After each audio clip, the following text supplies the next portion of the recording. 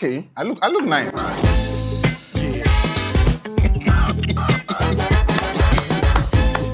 Yeah. Oh my God, thank you.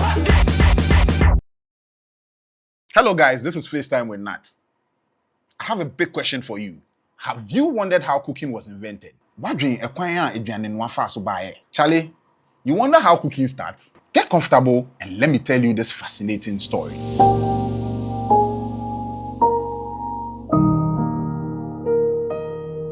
The origin of cooking dates back to the earliest human civilization. The exact timeline of cooking is unknown, but it is believed to have dated back to 250 to 500,000 years ago. The evolution of cooking started with the discovery of fire. So up until the discovery of fire, when our ancestors, they lived more on fruits and vegetables. The earliest humans realized that the animals that were exposed to the wildfires were tender, they smelled good, and they were easier to digest. So what happened is, during the Harmattan and there's bushfire, you see more animals they die, and there's excess of meat. To say a crantier or chain or one sign, gabi a thing, adanko, etc. They smell very nice. So curiosity made one of our forefathers go try them. We then discover if the fire burn the thing, the skin, the skin all come out. So they come out, them are feathers, that be for the birds. And maybe for the livestock, them are fair, they come out. Now they realize that these meats that they got were easier to eat. When they chop to their stomach not pain them. So what they will do when they say, for hunting now, when they get to areas that there's wildfire, they look around for the game and they carry them home for their consumption. This observation sparked an idea to intentionally cook food. Say, and this was what they were doing. During that time, the earlier humans were limited to roasting, grilling, and steaming food. Roasting is defined as placing food directly on an open flame. So what happened is, if they hunt for them a game, then they go create fire. Ope muchia, ope mboba miense bitoa. No wa ye muchia. Or the firewood ne she muchia ni mo a, no wa ye ja. Opa ni ja na, no the nam no atoso. No wa ho nam no. Nti ho nam na ho nyi ne niama nyina be fi ho. Na wetumi edi. But as then they chop am, there was a little problem. Then realize the ashes, then the fire, then the things they enter the meat in body. So sometimes when they chew the meat, you realize, Charlie, the thing they go on, but then you go bite in some stone, then you go bite in some charcoal. And necessity being the mother of invention, they would then put a flat surface on it to serve as a utensil. No one who say, adeɛ we muchia no ye pe bibi to muchia no so a, na ye de nam ne to so a. Nam no so be de. Ni omo ye ne say omo ho nam no ho wie a, na omo apɛ abobo bi ana some flat surface na omo de ato muchia no so. Nti enyi ne ho, nti omo ro nam no ho a, na omo twitwa. Na ye de ato a stone also. So that was the first cooking utensil. After roasting the meat, they would then wash it, cut them into sizable portions, put them on the fire for it to cook gently. Yeah, when our boys go take and say, oh, me, I want charcoal grilled, me, I want this.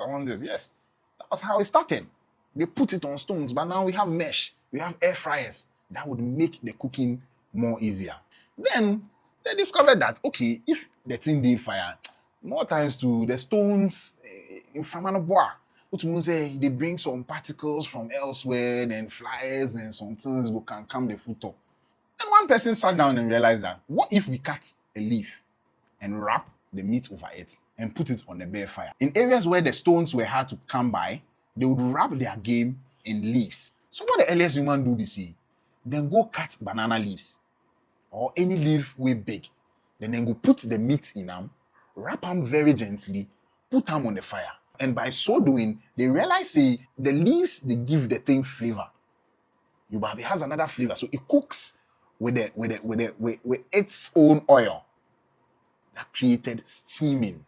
So this culture day out to today. So you go feel realize we even get fancy kinky. And if you go some of the remote villages and things, if they cook, you will see them cut, then go put the thing on the cassava, on the banana leaves. Up until now, I even saw a video on YouTube when women would intentionally cut a plantain or banana leaf, then put them in the oil, then go put the fish around them, make it help them fry. That be if you don't use like then flour, then things. So that's another way of cooking, and it has been there since 500 years ago. So with steaming, the earlier humans would wrap the food in leaves and cook it. Until the omo yene say, omo come run anymore, no we twa. Ahaban to say, body ahaban ne nyama. Na omo de afanam no ho, na omo de atuja no so. Eno mo sa no, eno nsuo no enwa, like ene nam ne nsuo no enwa, na ye de, na akofom. As time went on, people that the earliest humans came into contact with learned these techniques, and guess what? It spread across the globe. The earliest humans were mostly nomads. As humans evolved and migrated to the different parts of the world, cooking techniques diversified. As cooking techniques improved, different cultures began to develop their unique ways that influenced local dishes. Some of the factors that influenced cuisine were the local ingredients available in their regions and locations. So there are some herbs that are particular to certain geographies. Like here, we see the rentian, the kakadro, the pepper, the strobisa, and our forefathers would then grind this into a paste and mix it with the food just to give it spice and aroma. Cooking became diversified. The evolution of cooking tools affected how dishes were made across the globe. The earliest humans used stones to grind and chop their food. As we evolved from the Stone Age to the Metal Age, the discovery of metals led into the creation of more durable utensils. So that was when we started having silverwares like the pots, the knives, the kettles, and other utensils made of metal. As civilization evolved, ceramics were introduced. Cooking was also used for social bonding. So anytime we'd have guests or would meet, or when there's a social gathering, you will see more cooking will happen.